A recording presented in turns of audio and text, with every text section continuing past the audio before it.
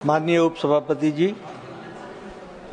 हम सब लोग कल से स्वास्थ्य एवं परिवार कल्याण के कार्यशैली पर और कार्य योजनाओं पर चर्चा कर रहे थे और लगभग 37 माननीय सदस्यों ने अपने बहुमूल्य विचार यहाँ इस सदन में रखे हैं और उन्होंने स्वास्थ्य मंत्रालय के कामकाज पर किस तरीके से स्वास्थ्य मंत्रालय काम कर रहा है और भारत के स्वास्थ्य की सेवा कर रहा है उसके बारे में विस्तृत रूप से उन्होंने अपने विचार रखे हैं। मैं उन सब का धन्यवादी हूँ कि उन्होंने बहुत शिद्दत के साथ और बहुत मेहनत करके बहुत जनता से जुड़े हुए विषय यहाँ पर रखने का प्रयास किया है। मैं उसको कोशिश करूंगा कि स्वास्थ्य मंत्रालय किस तरीके से इन सारे विषयों पर एक प्रोएक्टिव रोल, एक खुद से आगे बढ़कर के कैसे इन समस्याओं को निवारण कर रहा है उसके बारे में थोड़ा सा मैं अपनी बात को रखना चाहूँगा। ज़्यादातर जो मुझे सबके बातचीत में सुनने को मिला और जो विषयों के बारे में चर्चा की वह लास्ट माइल डिलीवरी और ग्रास रूट लेवल पर जो फीडबैक्स आते हैं उसके बारे में उन्होंने चर्चा की है। वो सही भी है, हमारा काम है कि हम उसको करें, लेकिन एक मूल विषय मैं आपके सामने रख देना चाहता हूं कि जहां तक ग्रास रूट लेवल डिलीवरी है या लास्ट माइल डिलीवरी है, वह हमारे मैंडेट में नहीं आता है, वह स्टेट के मैंडेट में आता है।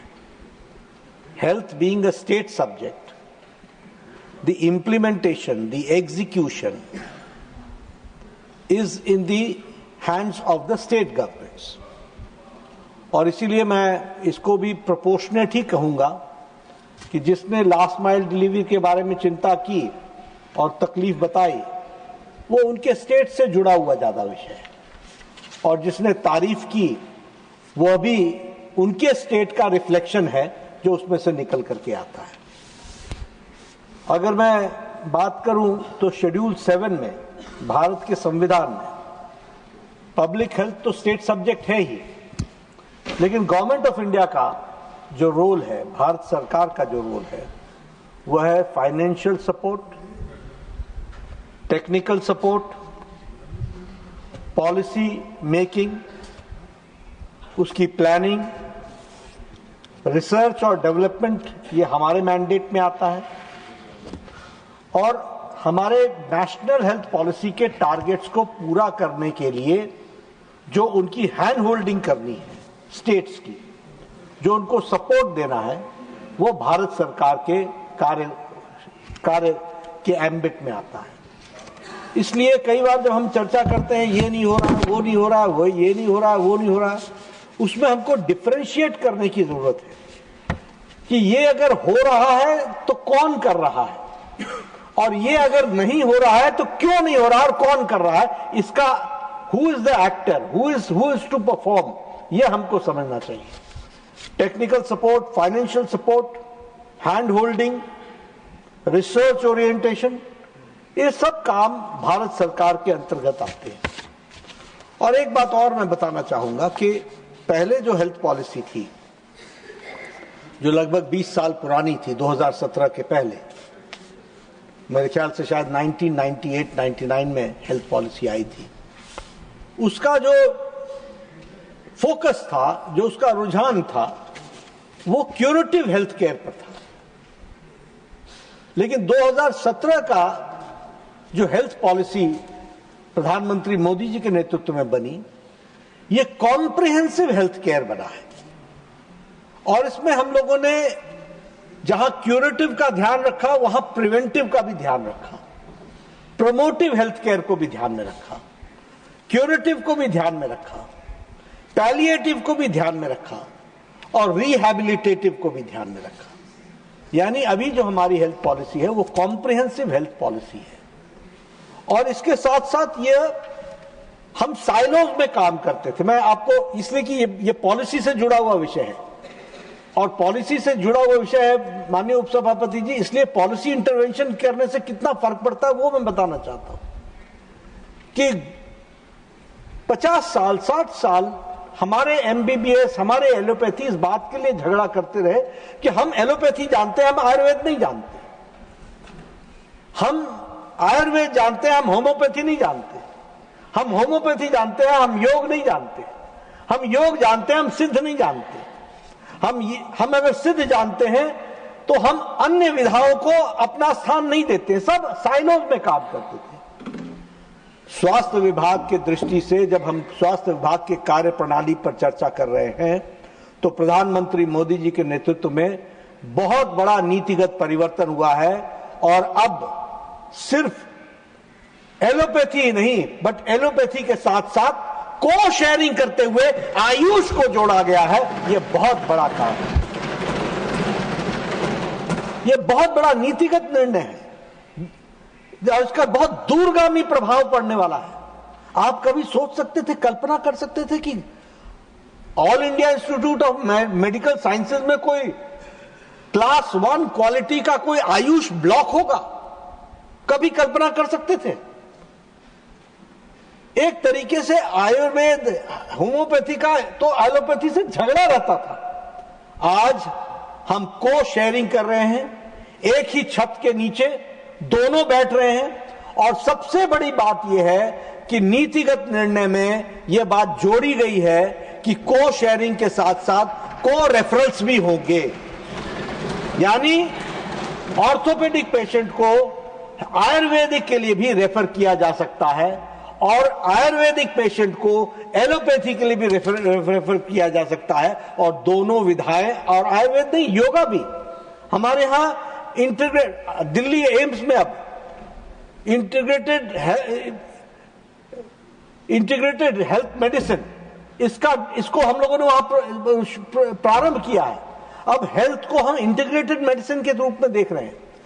हार्ट पर योग का क्या असर हो रहा है, इसका रिसर्च चल रहा है और कैसे हम हाइपरटेंशन को योग से रिड्यूस कर सकते हैं, कंट्रोल कर सकते हैं, इसका इलाज और इसकी रिसर्च कहीं और नहीं चल रही, वो all India institute of medical sciences Delhi में चल रही है। ये भी हमको समझना चाहिए। इसलिए हम लोगों ने नीतिगत निर्णय के तरीके से किस तरीके से हेल्थ पर दूरगामी प्रभाव पड़ने वाले जो फैसले लिए हैं वो मैं आपसे इसमें चर्चा कर रहा हूं। जब मैंने प्रिवेंटिव की बात कही है उसके साथ साथ मैं ये भी कहूंगा कि हमारी जिम्मेवारी है, यह हमारा राष्ट्रीय प्रोग्राम है कि हम जो बीमारियां हैं उसको हम कर्टेल करें, कंट्रोल करें और इसलिए national programme for control of tuberculosis, आपने देखा होगा कि ट्यूबरक्लोसिस मुक्त भारत की ओर हम अग्रसर हो रहे हैं और जो टारगेट एसडीजी गोल्स में, सस्टेनेबल डेवलपमेंट गोल्स में 2030 को तय किया है, प्रधानमंत्री मोदी जी ने उस ट्यूबरक्लोसिस को 2025 में ही एलिमिनेशन के टारगेट्स पर हम लोगों को काम करने के लिए कहा है और हम दिन रात काम कर रहे हैं। वेक्टर बॉर्न डिजीजेस, ये वेक्टर बॉर्न डिजीजेस जितने हैं इसकी रिसर्च से लेकर के इसमें हैंड होल्डिंग करना ये भारत सरकार का काम है और हम हर एक प्रदेश सरकार को हम उसके लिए पूरी ताकत से हम काम कर रहे हैं। नेशनल टोबैको कंट्रोल प्रोग्राम, उसी तरीके से नेशनल मेंटल हेल्थ प्रोग्राम, कल मेंटल हेल्थ पर बहुत चर्चा हुई है। इस नेशनल मेंटल हेल्थ प्रोग्राम को हम किस तरीके से जन जन तक पहुंचाने का प्रयास कर रहे हैं, मैं दो ही इंटरवेंशन आपको बताना चाहूंगा। हमने टेलीमानस के तहत हम लोगों ने इस बात का प्रयास किया है कि हम टेली कंसल्टेशन से निमहांस से जोड़ करके, डिब्रूगढ़ से जोड़ करके, हमारे अन्य हेल्थ इंस्टीट्यूशन से जोड़ करके हम टेली कंसल्टेशन करके हम ज्यादा से ज्यादा मेंटल प्रॉब्लम्स को हम सॉल्व कर सकें, इसके लिए हम काम कर रहे हैं और इसको हम बढ़ावा दे रहे हैं। उसी तरीके से हमारी सेंट्रल मेडिकल इंस्टीट्यूट्स भी हैं और वो medical institutes state of the art, इसीलिए सभी एमपी बहुत जोर से बोलते हैं मेरे यहां भी एम्स खोल दो, मेरे यहां भी एम्स खोल दो। वो इसलिए बोल रहे हैं क्योंकि वो स्टेट ऑफ द आर्ट और ये इसमें भी मैं कहना चाहूंगा काम काज को और नीतिगत निर्णयों से कैसे फर्क पड़ता है इसको समझना चाहिए। जवाहरलाल नेहरू जी ने 1960 में all India institute of medical sciences खोला। वहां से लेकर के 1998 तक एक भी all India institute of medical sciences नहीं खुला। 1998 में जब अटल जी की सरकार आई तब 6 all India institute of medical sciences खुले। उसके बाद यूपीए की सरकार आई, 10 साल में एक all India institute of medical science खुला, वो भी रायबरेली, एक all India institute of medical science. और आज मैं 2014 से 2025 में 22 all India institute of medical sciences हो गए, 22 ऑल इंडिया। ये नीतियों का फर्क है, ये पॉलिसी और इंप्लीमेंटेशन का फर्क है, ये अंडरस्टैंडिंग का फर्क है जिसे हमें समझना चाहिए। पीजीआई चंडीगढ़ को हम रेगुलरली इनहांस कर रहे हैं। निमहांस को हम पूरी ताकत से उसके सेकंड कैंपस को हम खड़ा करने में लगे हैं। देवेगौड़ा जी यहाँ बैठे हैं, उन्होंने देखा होगा कि किस तरीके से बेंगलुरु में निमहांस का कितना बड़ा डेवलपमेंट हो रहा है। सेकंड कैंपस को हम आगे डेवलप करने का प्रयास कर रहे हैं। इसी के साथ साथ हम ऑल इंडिया लेवल पर हमारे हेल्थ वर्कर्स की कैपेसिटी बिल्डिंग, इसलिए national institute for health and family welfare, इसके माध्यम से हम हाई क्वालिटी कोर्सेज को डिजाइन करते हैं और हाई क्वालिटी कोर्सेज को हम ट्रेनर्स को ट्रेन करते हैं और वो ट्रेनर्स फिर स्टेट्स को ट्रेन करते हैं और स्टेट फिर नीचे अपने ग्रास रूट लेवल के वर्कर्स को ट्रेन करते हैं। यानी ट्रेनिंग पर भी हमारा बहुत बड़ा एम्फेसिस है जो मैं आपके सामने रखना चाहता हूं। उसी तरीके से अगर मैं रिसर्च पर कहूं, आज मुझे फक्र के साथ और गौरव के साथ कहना चाहता हूं, और ये कंटिन्यूटी में है, इसका कोई संबंध इस तरीके से नहीं, जहां हमारा विशेष योगदान है वो भी मैं आपको बताना चाहता हूं। वैसे मैं आईसीएमआर के बारे में बताना चाहता हूं, Indian council for medical research. इसकी रिसर्च आज दुनिया में स्थापित हुई है और आज चीप मेडिसिन प्रोवाइड करना, ये आईसीएमआर और टूल किट्स क्रिएट करना, इसमें आईसीएमआर का बहुत बड़ा योगदान है। और इसके साथ साथ हम आईसीएमआर के साथ साथ IIT Kharagpur, IIT Delhi, IIT अन्य आईआईटी को जोड़ करके हम टूल किट्स के दृष्टि से एक बहुत बड़ा काम कर रहे हैं। और इसी के साथ साथ उनका वैलिडेशन करना, इंडिजिनस किट्स बनाना, इसका भी हम बहुत काम कर रहे हैं। हम जब वायरोलॉजी की बात करते हैं तो हमारी national institute of virology Pune, ये उपसभापति जी वर्ल्ड क्लास वायरोलॉजी की हमारी रिसर्च सेंटर इंस्टीट्यूट है, वर्ल्ड क्लास। और चाहे वो कोरोना हो सबसे पहले, और जो ये कोरोना में इतने सारे हमारे टेस्टिंग लैब्स खुले, ये सब नेशनल इंस्टीट्यूट ऑफ वायरोलॉजी की देखरेख में खुले। और आपको मालूम है कि प्रधानमंत्री मोदी जी ने 2 महीने के लॉकडाउन में ही ये सारे इंस्टीट्यूट्स को खड़ा करने का काम किया, उसमें नेशनल इंस्टीट्यूट ऑफ वायरोलॉजी का बहुत बड़ा योगदान है। आज हम इसको 4 और नेशनल इंस्टीट्यूट ऑफ वायरोलॉजी खोल रहे हैं, एक जम्मू में, एक बेंगलुरु में, एक डिब्रूगढ़ में, एक जबलपुर में। और ये भी हमने रीजन बेस्ड किया है, एक नॉर्थ में, एक साउथ में, एक नॉर्थ ईस्ट में और एक सेंट्रल इंडिया में, इस तरीके से करने का प्रयास किया। 165 वायरल रीजनल डायग्नोस्टिक लेबोरेटरीज ये हम लोगों ने अब स्थापित की हैं, जिसमें से 11 बायोसेफ्टी लेवल, 3 बीएसएल लेवल 3 के हैं और बाकी 2 हमारे लेवल 2 के हैं। अब ये जो निपा हुआ या अन्य बीमारियां हुई, अब केरला को हम तुरंत बता पाए कि ये निपा है और इसके लिए क्या क्या करना है, इसमें ये वायरोलॉजी इंस्टीट्यूट्स ने बहुत बड़ा योगदान किया है। ये भी हमको समझना चाहिए। जो बीमारी हमारे को समझ में नहीं आती है और पेंडेमिक की तरह फैल रही होती है, उसको तुरंत डिटेक्ट करके उसका इलाज करने का काम वो भारत सरकार की नेशनल इंस्टीट्यूट ऑफ वायरोलॉजी करती है। और हम ट्रैक रिकॉर्ड में कह सकते हैं कि किसी भी तरीके की वायरोलॉजी के इश्यूज को एनआईवी पुणे ने हमेशा एड्रेस किया है और उसका निवारण किया है। इस बात को हमको समझना चाहिए, उसको सक्सेस रेट आया है, ये भी हमको समझना चाहिए। जब मैं बात आईसीएमआर की कर रहा हूं तो मैं यहां कोविड-19 की बात करना चाहूंगा। मैं ऑन रिकॉर्ड लाना चाहता हूं, मुझे स्वास्थ्य मंत्री लंबे समय तक रहने का मौका मिला है प्रधानमंत्री मोदी जी के आशीर्वाद से। इस देश में टेटनस की दवा को आने में 20-20 साल लग गए। इस देश के अंदर पोलियो की दवा को आने में 20 साल लग गए। इस देश में ट्यूबरक्लोसिस की दवा को आने में 20 से 25 साल लग गए। इस देश में हमारे ये दिमागी बुखार, जापानीज इंसेफ्लाइटिस, इसकी दवा को आने में 100 साल लग गए। 1906 में जापान में आ चुका था, 2006 में भारत में आया और नेशनल प्रोग्राम बना। और हमारी मानसिकता इतनी हीन हो चुकी थी कि दवा कोई बाहर का ही बन करके आएगा तभी वो दवा कहलाएगी। तब तक हम मानेंगे ही नहीं कि हम दवा बना सकते हैं।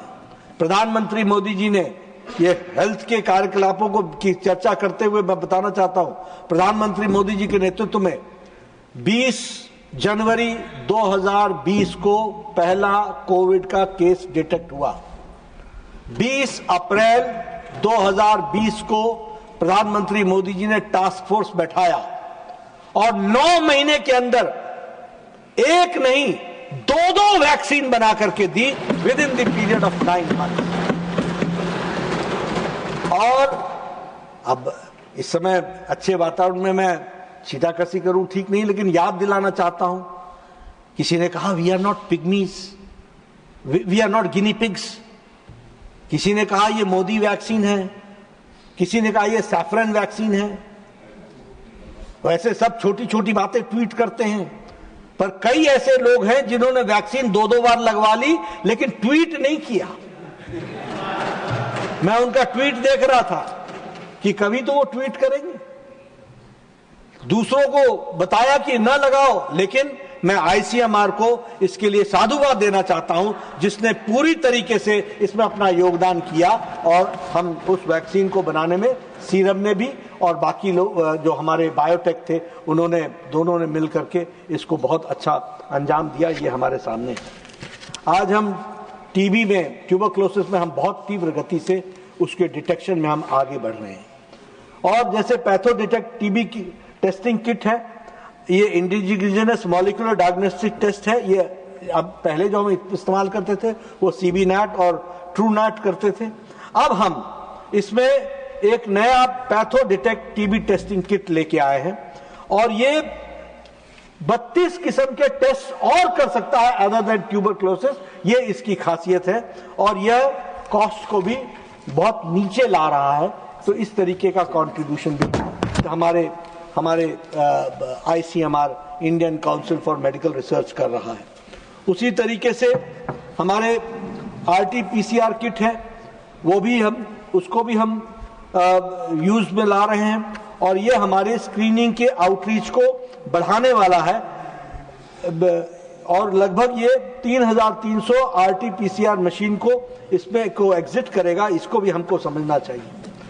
अब हम ट्यूबरक्लोसिस के लिए AI based, artificial intelligence based hand hold x ray machines ला रहे हैं।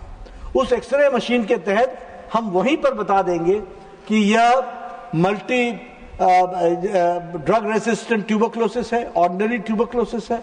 तो इस तरीके के काम को, और इसका जो कॉस्ट रिडक्शन है, क्षमा कीजिएगा, उसी तरीके से सिकल सेल डिजीज को भी जब हम इसमें करते हैं तो उसका भी कॉस्ट रिडक्शन जो 350 था वो अब 25 रुपए में पर टेस्ट हो रहा है। इसको भी हमको समझना चाहिए और ये आईसीएमआर के द्वारा हो पाया है।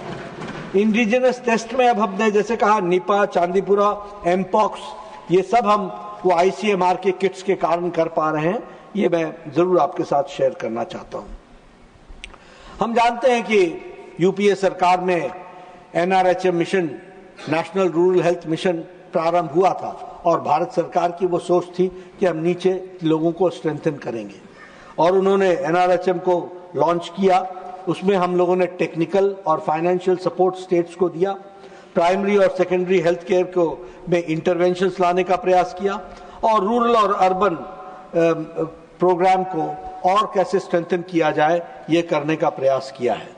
यहां मैं यह जरूर बताना चाहता हूं कि 2014 में मतलब एनएचएम में, नेशनल रूरल हेल्थ मिशन, बाद में एनएचएम मिशन बना, पहले अर्बन बना, फिर रूरल बना, फिर दोनों का मिलाकर के नेशनल हेल्थ मिशन बना। अब नेशनल हेल्थ मिशन में जो प्रधानमंत्री मोदी जी के सरकार में जो इनिशिएटिव्स लिए गए हैं वो मैं जरूर बताना चाहूंगा। मिशन इंद्रधनुष 2014। अब ये मिशन इंद्रधनुष प्रोग्राम के तहत हम लोगों ने कोशिश की कि किस तरीके से हम ज्यादा से ज्यादा बच्चों को जो लेफ्ट ओवर्स है, कोई इस देश में वैक्सीनेशन से, इम्यूनाइजेशन से छूट न जाए, इस बात का हम लोगों ने प्रयास किया। उसी के साथ साथ हमने free drugs and diagnostic facility ये हमने 2015 में इंट्रोड्यूस की। यहां मैं आपको और आपके माध्यम से देश को यह बताना चाहता हूं कि भारत सरकार इसकी फाइनेंशियल और टेक्निकल सपोर्ट पूरी की पूरी तरीके से कर रही है। और इसलिए अब जैसे फ्री डायग्नोस्टिक्स है, सब हेल्थ सेंटर में हम डायग्नोस्टिक 14 किस्म के हम डायग्नोस्टिक्स करते हैं। मैं इसलिए 14 बता रहा हूं, आप सभी एमपीओ से मेरा निवेदन है, आप हमारा बहुत बड़ा भला करेंगे, पेशेंट सेटिस्फैक्शन लाने में आप मेरा बहुत बड़ा भला करेंगे। आप किसी भी सब हेल्थ सेंटर पर जाकर के चेक कीजिए, because the financial support and technical support has been given by Government of India, and it is their responsibility to see to it that 14 types of diagnostics has to be provided by them. That has to be ensured. और आप अपने CMO, chief medical officer, block medical officer, उनसे आप पूछिए, आप आदरणीय member parliament है, आप हमारे मदद कीजिए। उसी तरीके से पीएचसी में there are 63 kinds of diagnostics which has to take place. उसी तरीके से सीएचसी में 97 डायग्नोस्टिक्स अवेलेबल है और सब डिस्ट्रिक्ट हॉस्पिटल में 111 डायग्नोस्टिक करना यह उनके लिए मैंडेटरी है। यह मैंडेट भारत सरकार ने प्रदेश सरकार को कहा रखा है कि यह तुमको करना पड़ेगा और इसके लिए भारत सरकार पैसे दे रही है कि यह आप इसकी व्यवस्था कीजिए, इसको आप लागू कीजिए। उसी तरीके से डिस्ट्रिक्ट हॉस्पिटल में 134 किस्म की हमारी डायग्नोस्टिक्स अवेलेबिलिटी कराने का काम जो है वो भारत सरकार ने टेक्निकली सपोर्ट किया है। एसेंशियल मेडिसिन में मैं बताना चाहूंगा कि सब हेल्थ सेंटर में आप सबसे मैं निवेदन करूंगा, किसी भी सब हेल्थ सेंटर में जाइए, आप बोलिए कि तुम डिस्प्ले करो, you have to keep 106 types of medicine, essential medicine, it is mandatory. उसी तरीके से पीएचसी में 172 मेडिसिन, कम्युनिटी हेल्थ सेंटर में 300 मेडिसिन, सब डिस्ट्रिक्ट हॉस्पिटल्स में 318 मेडिसिन एंड डिस्ट्रिक्ट हॉस्पिटल्स में 381 medicine has to be kept and they have to be displayed. इसको हमको ध्यान रखना होगा। नेशनल हेल्थ मिशन में एक बहुत बड़ा प्रोग्राम प्रधानमंत्री जी ने, जो बिग टिकट प्रोग्राम रहा, वो रहा प्रधानमंत्री नेशनल डायलिसिस प्रोग्राम। ये बहुत बड़ा प्रोग्राम और ये गरीब जनता को इसने बहुत ताकत दी है। ये national prime minister national dialysis programme 2016 में आगे आकर के बताऊंगा इसके रिजल्ट्स। उसी तरीके से introduction of the portal like e Sanjeevani, ये 2019 में किया गया। और नेशनल ट्यूबरक्लोसिस एलिमिनेशन प्रोग्राम हम लोगों ने एनएचएम में 2020 में लिया और national sickle cell anaemia mission programme ये 2023 में लिया। अब देखिए, आयुष्मान भारत 2018 ये नेशनल हेल्थ मिशन में नहीं लिया, लेकिन अलग से ये बिग टिकट प्रोग्राम। अभी बहुत से हमारे साथियों ने चर्चा की आयुष्मान भारत की। आयुष्मान भारत में कॉन्टिनेंट केयर तो हम लोगों ने कॉन्टिनेंट केयर तो हमने किया ही किया, प्रधानमंत्री जन आरोग्य योजना, उसी तरीके से प्रधानमंत्री डिजिटल मिशन, उसी तरीके से प्रधानमंत्री अभीम, ये सारे हमने 25-26 से पहले 20-21 इस तरीके से हर एक प्रोग्राम को हम लोगों ने लॉन्च किया।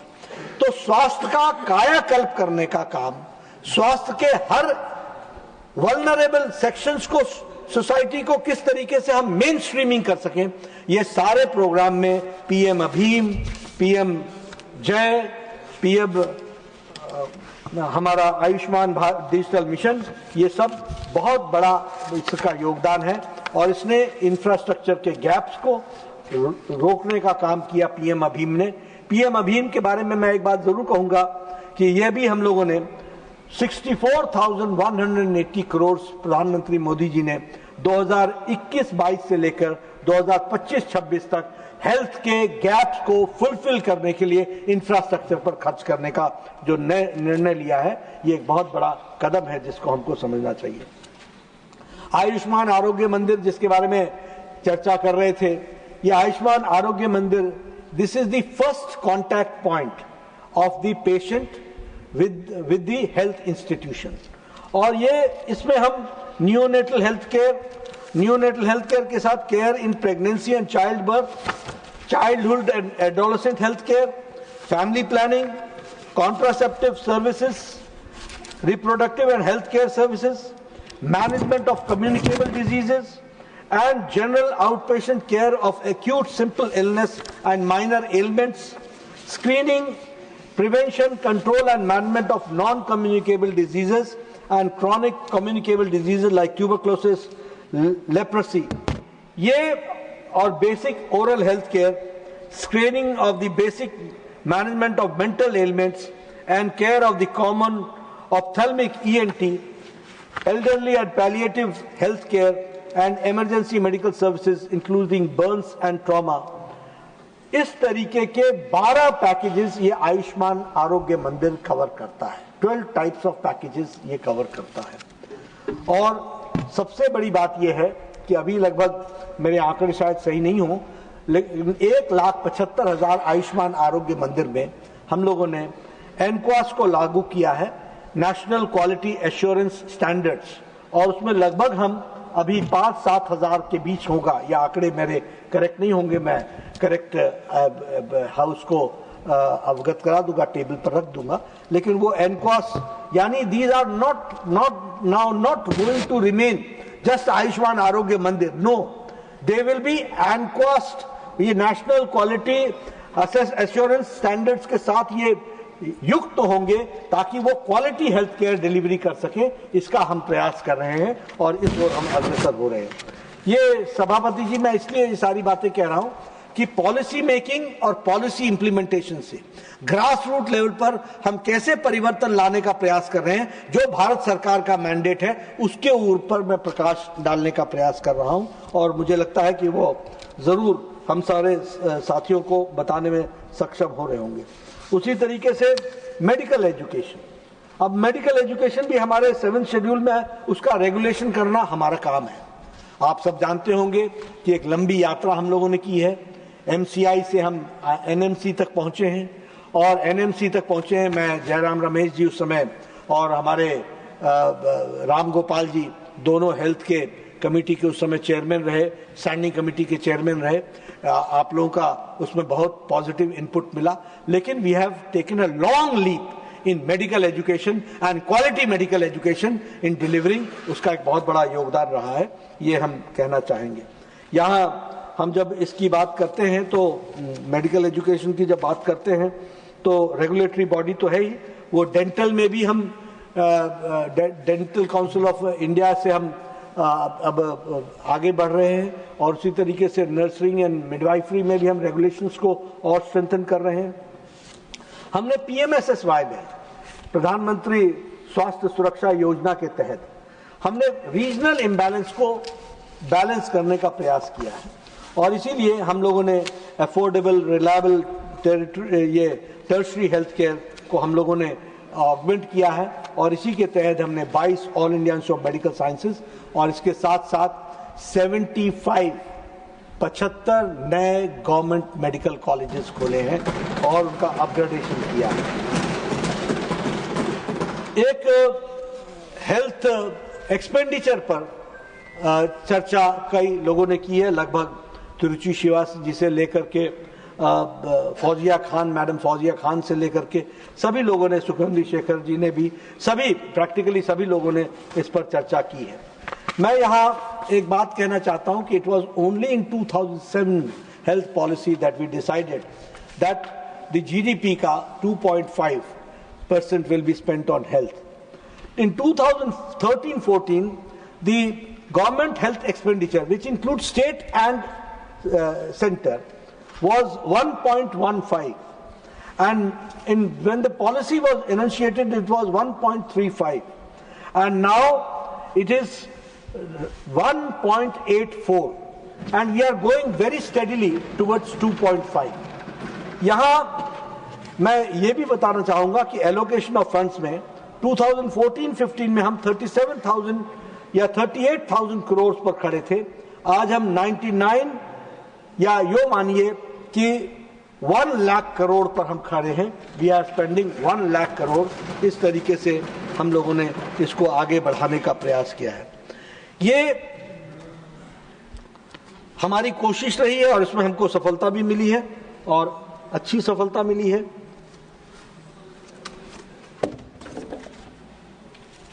मैं यहां यह भी कहना चाहूंगा कि सारे एफर्ट्स मिला करके इसमें से हमको बहुत से सर्टिफिकेशन भी मिले हैं, और सर्टिफिकेशन हमको मिला है नियोनेटल मैटरनल टेटनस में 2014 में, हाँ 2015 में WHO ने हमको मैटरनल और नियोनेटल टेटनस फ्री इंडिया को घोषित कर दिया, और उसका उन्होंने हमको सर्टिफिकेट भी दिया। वो सर्टिफिकेट मैं टेबल पर ऑथेंटिकेट कर दूंगा। उसी तरीके से trachoma was a problem. Now India is out of that trachoma problem. यह भी हमको सर्टिफिकेशन उस समय हमारे वर्ल्ड हेल्थ ऑर्गेनाइजेशन ने 2024 यानी लास्ट ईयर दिया है। वैसे ही यूनाइटेड नेशंस पॉपुलेशन फंड ने इंडिया को मेंटल हेल्थ और फैमिली प्लानिंग में भी उसको एक उसको एप्रिसिएशन दिया है और ऑनर किया है पॉपुलेशन फंड ऑफ इंडिया ने। ये मैं इसलिए कह रहा हूं कि these are all international institutions जो किसी को सपोर्ट करती हैं या किसी को ऑनर करती हैं या किसी को सर्टिफिकेट देती हैं, उन्होंने भी दिया है।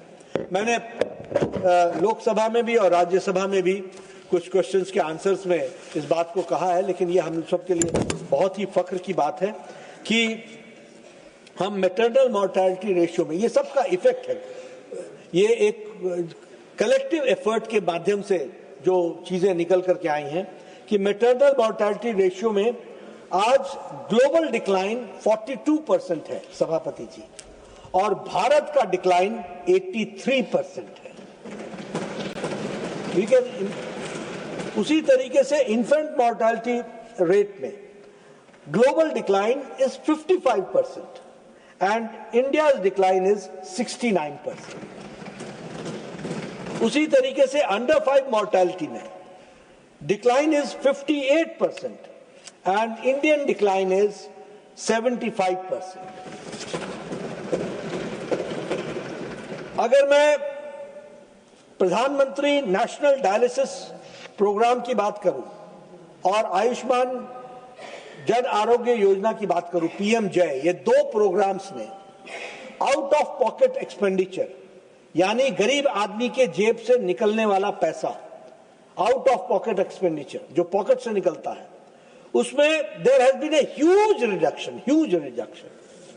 2014-15 में out of pocket expenditure was 62.6% and in 2021-22 मेरे पास जो नेशनल फैमिली हेल्थ सर्वे का जो डेटा है वो 2021-22 का है, 2021-22 का है।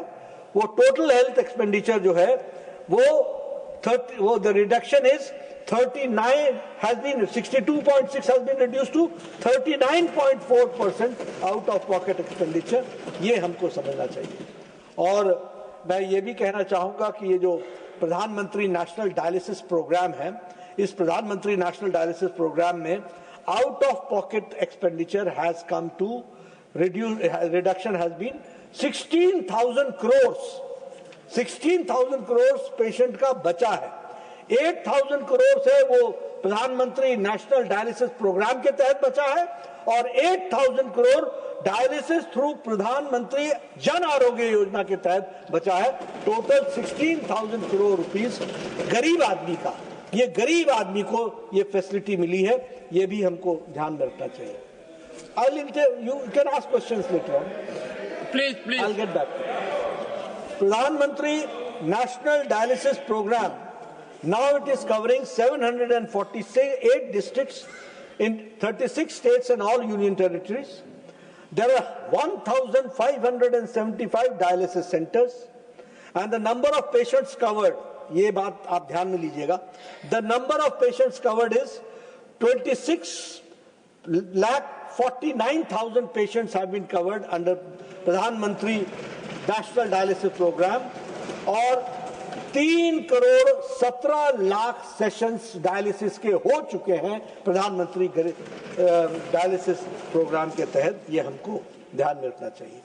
उसी तरीके से WHO की जो टीबी की ग्लोबल 2024 की रिपोर्ट है, उसमें द रिडक्शन, अभी ग्लोबल रिपोर्ट आई टीबी की, the reduction has been in India 17.7%, which is more than double of the global reduction, which is 8.3%. यानी दुनिया का ट्यूबरक्लोसिस इंसिडेंस घटा है 8.3%, भारत का 17.7% घटा है।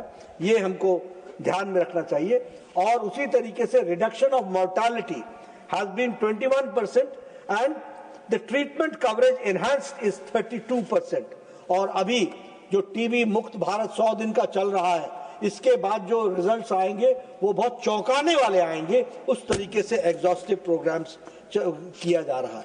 अभी मैं बताना चाहूंगा 100 डेज का जो intensified campaign for TB elimination programme है, this was launched on 7 December 2024, यानी पिछले दिसंबर को लॉन्च हुआ और यह 14 मार्च तक जो हमारे पास आए हैं 13,20,000 निक्षय शिविर लगे हैं।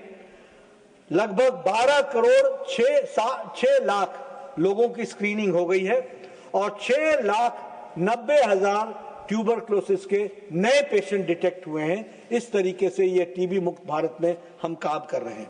यहां मैं ये भी बताना चाहूंगा टीबी मुक्त भारत में कि हमने टीबी मुक्त भारत को ये जो इतने फास्ट हम कर पाए 100 दिन के अंदर, ये हैंड होल्डिंग एक्सरे मशीन के कारण कर पाए, ट्रूनैट के कारण कर पाए, सीबीनैट के कारण कर पाए और जो हम प्रधानमंत्री मोदी जी ने जो बहुत दूरगामी प्रभाव किया वो बीपाम दवाई को तो हम लोगों ने उसका शॉर्टर रेजिम तो किया ही किया, रेजिमेंट तो लाए। सबसे बड़ी बात यह है कि पोषण अभियान में हम इसको जो लोग टीबी के पेशेंट हैं उनको 500 रुपए प्रति महीना दे रहे थे, अब 1,000 रुपए प्रति महीना दे रहे हैं और ताकि उनकी तकलीफों को हम देख सकें और इस तरीके से हम ट्यूबरक्लोसिस एलिमिनेशन के प्रोग्राम को हम आगे बढ़ा रहे हैं। आयुष्मान आरोग्य मंदिर में अभी तक 1,46,76,000 ऑपरेशनलाइज हुए हैं। अभी तक क्यूमुलेटिव फुटफॉल जो है वो 369 करोड़ है, यानी 369 crore people have visited this Ayushman Arogya मंदिर। इसमें से 4.7 करोड़ वेलनेस सेशंस हो चुके हैं और हाइपरटेंशन की स्क्रीनिंग 100 करोड़ हो चुकी है। यानी हाइपरटेंशन के हमने तय किया है कि हर व्यक्ति का एट द एज ऑफ 30 उसका हाइपरटेंशन, ब्लड प्रेशर और डायबिटीज, ये दोनों हम टेस्ट करेंगे। वैसे हम ओरल कैंसर, ओरल चेकअप भी करेंगे, डेंटल हेल्थ, मेंटल हेल्थ, ये भी करेंगे। लेकिन अभी हम जो हाइपरटेंशन की स्क्रीनिंग है वो 100 करोड़ पर पहुंच गई है। डायबिटीज की स्क्रीनिंग जो है वो 88.5 करोड़ तक पहुंच चुकी है और इस तरीके से हम इसको आगे बढ़ा रहे हैं। एनएचएम में कैंसर की स्क्रीनिंग, हम 3 किस्म के कैंसर की स्क्रीनिंग कर रहे हैं। बहुत लोगों ने कैंसर के डर के बारे में बात किया। कल एक क्वेश्चन भी आया था राज्यसभा में ही, सभापति जी आप उस समय चेयर पर थे और उस समय ये कैंसर पर क्वेश्चन आया था। मैं उसको रिपीट करूंगा कि रूरल एरिया में हम कैंसर को डिटेक्ट नहीं कर पा रहे, रूरल एरिया में हम कैंसर को डिटेक्ट नहीं कर पा रहे। ये आयुष्मान आरोग्य मंदिर जिसकी संख्या 1,76,000 है, ये 30 साल की उम्र में हर एक का ओरल कैंसर, ब्रेस्ट कैंसर महिला का और सर्विस कैंसर, ये इसकी स्क्रीनिंग कर रही है। और ओरल कैंसर अभी तक 26.9 करोड़, यानी यूं समझिए कि 30 करोड़ की जनता का हम लोगों ने स्क्रीनिंग ओरल कैंसर का किया है और 1,63,000 लोग ओरल कैंसर के पेशेंट डिटेक्ट हुए हैं और डिटेक्शन के साथ साथ उनका ट्रीटमेंट स्टार्ट हो गया। उसी तरीके से ब्रेस्ट कैंसर 14 करोड़ 60 लाख, जिसमें से 57,000 इनका स्क्रीनिंग हुआ है, जिसमें से 57,000 ब्रेस्ट कैंसर की पेशेंट डिटेक्ट हुई हैं और उनका इलाज शुरू हो गया है और उनको इलाज दिया जा रहा है। उसी तरीके से सर्विक्स कैंसर 9 करोड़ 4 लाख लोगों का स्क्रीनिंग हो चुकी है, जिसमें से 97,000 cervix cancer patients have been detected and the treatment has started। ये मैं बताना चाहता हूं। इसी के साथ साथ अराउंड हम कैंसर सेंटर्स के लिए हमने लगभग 3,000 करोड़ रुपए पिछले 10,000 साल में खर्च किए हैं और हमने 19 state cancer institutes, 20 tertiary cancer centres last decade में बनाए हैं और 22 all India institute of medical sciences में full fledged oncology department establish किया जा रहा है, फुल फ्लेजेड, ताकि वहां पर किसी को किसी और इंस्टीट्यूट में न जाना पड़े। और इसके साथ साथ state of the art cancer institute Jhajjar में बना है। मैं सभी सदस्यों से चाहूंगा कि आप जरूर, भगवान न करे कि किसी को पेशेंट के रूप में जाना पड़े, पर आप जरूर उसको देखने जाइए।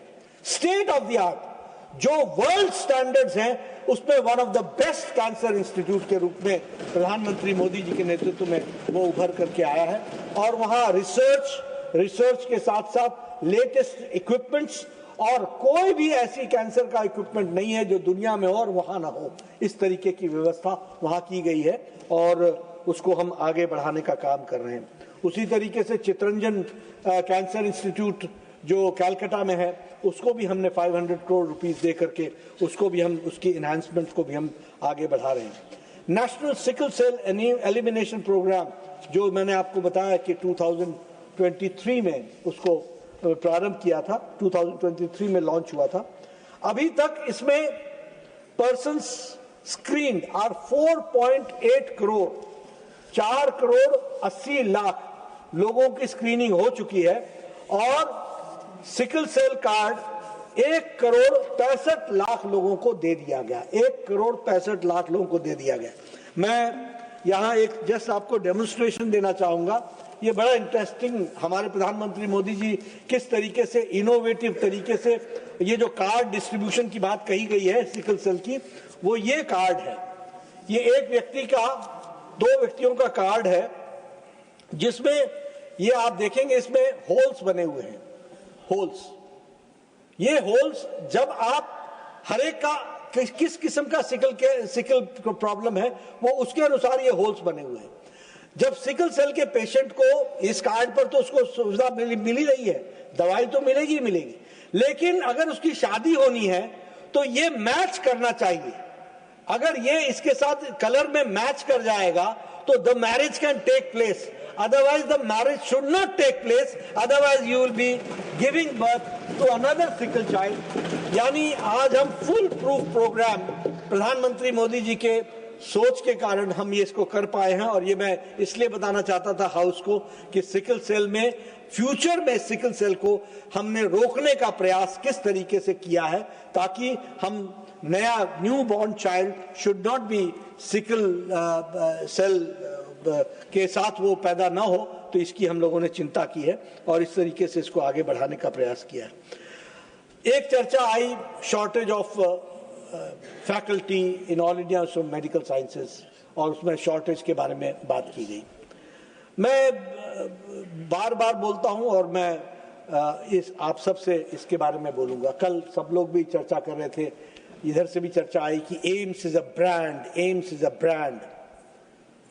बिल्कुल सही बात है कि एम्स इज अ ब्रांड और प्रधानमंत्री मोदी जी के नेतृत्व में हम ब्रांड को कॉम्प्रोमाइज नहीं कर रहे हैं and we are not going to compromise the brand and we are not going to dilute the brand.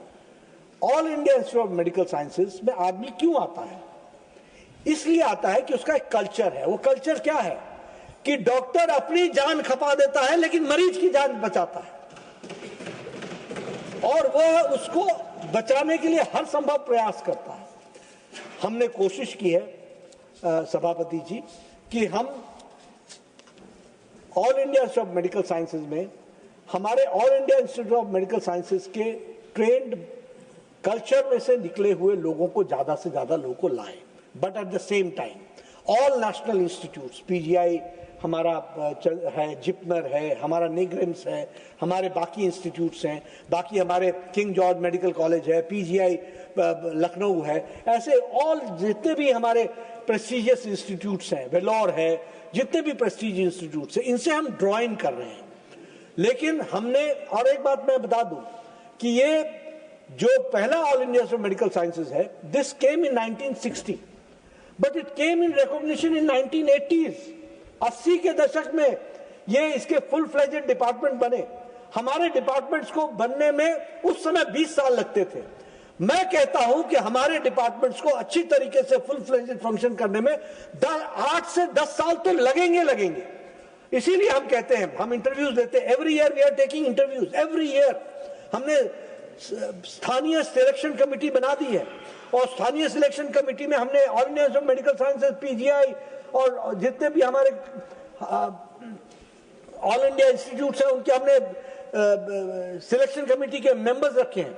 लेकिन हमने उसमें साफ लिखा है, वो हम जरूर करते हैं, अब हम आपको नंबर्स दे देंगे, इतने हमने इंटरव्यूज किए, उसमें से हम कम से कम 10 to 15%, 20% हमें लिखना पड़ता है नॉट फाउंड फिट। लेकिन हम नॉट फाउंड फिट को हम वहां हम रिक्रूट कर देंगे, ये हम नहीं होने देंगे। इसलिए you will have to bear with me and this patience आपको भी रखना पड़ेगा। हम यहां तक ये भी कर रहे हैं कि all India institute of medical sciences की फैकल्टी जोधपुर में 15 दिन लगा रही है। जोधपुर की मेडिकल साइंसेज की फैकल्टी 15 दिन के लिए all India institute of medical sciences आ रही है। ऋषिकेश की मेडिकल फैकल्टी किसी डिपार्टमेंट की, वो all India institute of medical science, क्योंकि you have to learn the work culture, और वो वर्क कल्चर को वहां पर हमको ट्रांसमिट करना है। इसलिए, और जहां तक नॉन फैकल्टी का सवाल है, हम कंबाइंड मेडिकल टेस्ट ले रहे हैं, ईयर वाइज ले रहे हैं, और हम उनको रिक्रूट कर रहे हैं।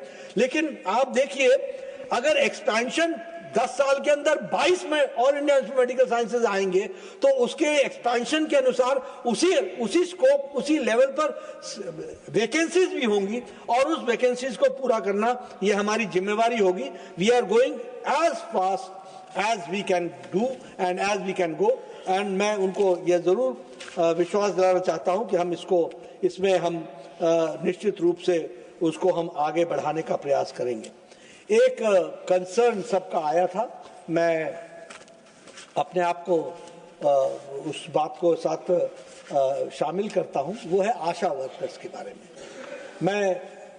हम सब लोग जानते हैं कि प्रधानमंत्री मोदी जी के नेतृत्व में आशा वर्कर्स के काम के स्कोप को भी बहुत बढ़ाया गया, और इंसेंटिव्स को भी बहुत बढ़ाया गया है। और इसके साथ साथ हेल्थ के रिजल्ट्स आने में आशा वर्कर्स का बहुत बड़ा योगदान है।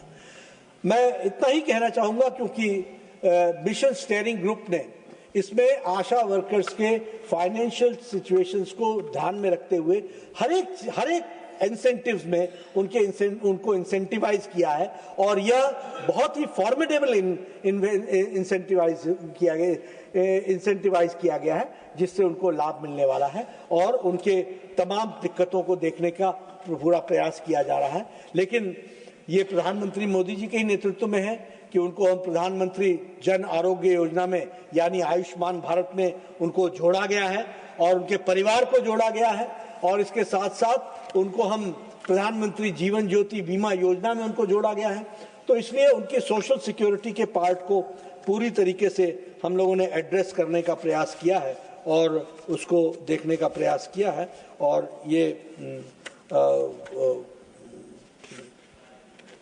इसको और जितना समय समय पर एनहांस करने की बात आएगी, वो हम जरूर करेंगे, ये हम जरूर ध्यान में रखेंगे। एक विषय आया मैल न्यूट्रिशन का विषय, ये हेल्थ का एक्सक्लूसिव विषय नहीं है, सभी डिपार्टमेंट्स का, एजुकेशन का इसमें बहुत बड़ा योगदान है। हमारे पोषण अभियान जो mother and child welfare department के माध्यम से चल रहा है, उनका बहुत बड़ा योगदान है, और उसी तरीके से हमारे हेल्थ डिपार्टमेंट का योगदान है। हमने प्रयास किया है, और इसके फॉर्मिडेबल रिजल्ट्स आने वाले समय में आपको दिखेंगे। लेकिन ये हमने प्रयास किया है कि कलेक्टिवली हम इसमें कम्युनिटी इंगेजमेंट करें, हम आउटरीच बढ़ाएं, बिहेवियरल चेंज लाएं, एडवोकेसी को बढ़ाएं, और ये हमारे लैक्टेटिंग मदर्स और ये जो हमारे यंग चाइल्ड फीडिंग नॉर्म्स है, इस पर हम जरूर वर्क कर रहे हैं ताकि हम मैल न्यूट्रिशन को, और ये सैम का जो बात है, सैम और मैम, ये हम इस पर हम जरूर वर्क कर रहे हैं, जिसको हम ये चाहे वो फोर्टिफाइड राइस आंगनवाड़ी सेंटर्स में देने का सवाल हो या फिर अन्य इंटरवेंशंस हो, वो सारे इंटरवेंशंस को हम आगे बढ़ाने का प्रयास कर रहे हैं। But yes, this is an area of concern, और हम सारे डिपार्टमेंट्स मिल करके इसको हम एड्रेस कर रहे हैं, जिसका आगे चल करके असर दिखेगा। ये जो मेंटल हेल्थ केयर की बात है, उसमें हम लोगों ने एक तो सबसे बड़ी प्रॉब्लम क्या है कि लंबे समय तक मेंटल हेल्थ थोड़ा इग्नोर्ड सब्जेक्ट रहा। अब सभापति जी, मेंटल हेल्थ का नेचर भी बदल गया है। पहले mental health needed mental hospitals, they needed mental health interventions because the mental health people used to get violent. Now there are drugs, there are high quality drugs which take care of all these things. So hospitalization, some physical coercion, all that has reduced. So the nature of the hospitals and the mental asylums has changed. अब वो बदल गया है, और बदलने के साथ साथ तो हमने क्या किया कि हमारा जो निम्हांस है, national institute for mental health institute जो है, उसके तहत हाई क्वालिटी टेली कंसल्टेशन को हम लोगों ने हब एंड स्पोक मॉडल में शुरू किया है। क्योंकि हमारे पास कंसल्टेंट्स भी कम है, तो हमको उनको भी ट्रेनिंग करना, उनकी मास्टर्स ट्रेनिंग कराना, ये भी हम करा रहे हैं। और सबसे बड़ी बात हमने ये की है कि टीचर टॉट रिलेशनशिप में, पीजी में मेंटल हेल्थ को, साइकियाट्री को हमने बढ़ावा दिया है, ताकि इन कमिंग टाइम्स, अभी तो ये स्थिति है कि हम डिस्ट्रिक्ट हॉस्पिटल में भी एक एक साइकियाट्रिस्ट नहीं दे पाते हैं, लेकिन in very soon we will be having psychiatrist at the district level. But this is an area जहां हम तीव्र गति से काम कर रहे हैं और उसको हम जोड़ने का प्रयास कर रहे हैं। दवाइयों के बारे में चर्चा हुई। मैं यहाँ जरूर कहना चाहूंगा कि चाहे वो जन औषधि हो या चाहे वो अमृत हो, इन दोनों ने, और मैं यहाँ पर अपने सभी सदस्यों से निवेदन करूंगा कि आप मेरी इसमें मदद करें, क्योंकि यह एक, अब कई बार आप लोग बोल देते हैं फार्मा डोमिनेटेड, फार्मा मोनोपोलाइजेशन, ये सारी शब्दावली आप ही लोगों से निकल करके आती है। लेकिन हम लोगों ने क्या प्रयास किया है, हमने दो इनिशिएटिव्स प्रधानमंत्री मोदी जी के ने लिए हैं। एक है Amrit, affordable medicine reliable implant treatment, और इसमें हम लगभग 225 हम ऐसे आउटलेट्स हमने खोले हैं जहां हम 50% से ज्यादा, और कैंसर में भी 50% से ज्यादा हम रिड्यूस रेट पर हम मेडिसिन दे रहे हैं, और ये ब्रांडेड मेडिसिन हम दे रहे हैं। अमृत में ब्रांडेड मेडिसिन दे रहे हैं, और लगभग 4.23 करोड़ पेशेंट्स ने इसका बेनिफिट उठा लिया है, यानी 4.25 करोड़ लोगों ने इसका बेनिफिट उठा लिया है, जिससे उनको 7,800 करोड़ रुपए का मेडिसिन, 7,800 करोड़ रुपए की मेडिसिन डिस्पर्स हुई है, जिसमें उनको 4,000 करोड़ रुपए का कस्टमर को फायदा हुआ है, जो उनको रिडक्शन में मिली है। उसी तरीके से जन औषधि, ये माइंड ब्लोइंग है कि जन औषधि में लगभग अभी हमारे पास 15,000 आउटलेट्स हैं। प्रधानमंत्री मोदी जी के नेतृत्व में इनिशिएटिव में इस प्रोग्राम को लिया गया, और 15,000 आउटलेट्स हैं, और 2 साल के अंदर, इस साल हम 5,000 करेंगे, अगले साल हम 5,000 करेंगे, 2 साल के अंदर हम 25,000 आउटलेट्स खोलेंगे जन औषधि की। अभी तक 6,800 करोड़ रुपए का सेल हो चुका है, 6,800 करोड़ का सेल हो चुका है, जिसमें से पेशेंट को सेविंग जो हुई है वो 30,000 करोड़ की हुई है, 30,000 करोड़। तो इस तरीके से जो पॉलिसी इंटरवेंशंस के तहत जो हैंड होल्डिंग करनी थी, जो टेक्निकल सपोर्ट देना था, जो फाइनेंशियल सपोर्ट देना था, जो स्टेट को हमको मजबूती प्रदान करनी थी और स्टेट के गवर्नमेंट हॉस्पिटल्स को जैसे 75 मेडिकल कॉलेजेस, हमने 157 मेडिकल कॉलेजेस खोले। हमारे सब लोगों ने सीट्स के बारे में बताया है। 157 मेडिकल कॉलेज में आज 1,11,000 के आसपास सीट्स हो गई हैं और अभी प्रधानमंत्री मोदी जी के नेतृत्व में 75,000 मेडिकल सीट्स और होंगी। This year itself, in 24-25, we have increased the medical seats to 14,000 seats have been increased. ये 75,000 seats हम 5 साल के अंदर increase करेंगे और मेडिकल और इसी के तरीके साथ साथ 75 सुपर स्पेशलिटी ब्लॉक्स भी हमने खोले हैं और हैंड होल्डिंग की है। एक तरीके से उसको हमने आगे बढ़ाने का प्रयास किया है। तो स्वास्थ्य में कॉम्प्रिहेंसिव हेल्थ केयर सबको साथ लेकर के आप सब लोगों ने बहुत से प्रश्न किए, बहुत सी बातें रखी, कुछ राजनीतिक उसमें मिर्च मसाला भी था। तो मैंने सोचा कि मैं बहुत ही सादा भोजन लेता हूं, तो उस मिर्च मसाले को अवॉइड करते हुए जो सादी बात थी वो आप तक मैंने पहुंचाने की प्रयास की है ताकि आप भी हेल्दी रहें और आगे बढ़ें। इन्हीं शब्दों के साथ बहुत बहुत धन्यवाद।